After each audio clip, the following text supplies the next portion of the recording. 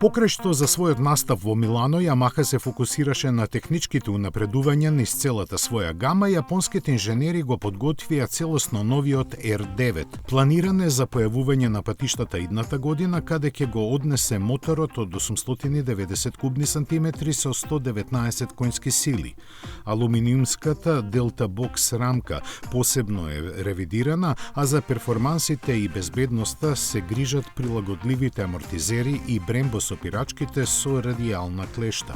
Заедно со него за помладите возачи беа подготвени R3 и R125, чии ажурирања го опфатија и новиот изглед на предниот дел со стилските карактеристики на поголемиот брат. Механиката главно останува иста.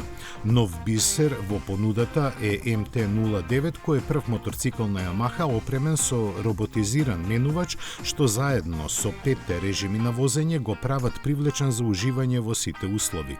Сериозни технички унапредувања доби и Tracer 9. Опремен е со Matrix технологија на осветлување досега невидена кај моторцикл, која во комбинација со предната камера автоматски го прилагодува интензитетот на светлосниот сноп.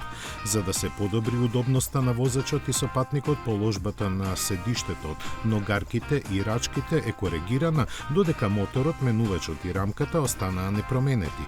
Освежен е и мега скутерот T-Max, чиј агрегат од 560 кубни сантиметри испорачува 48 конски сили.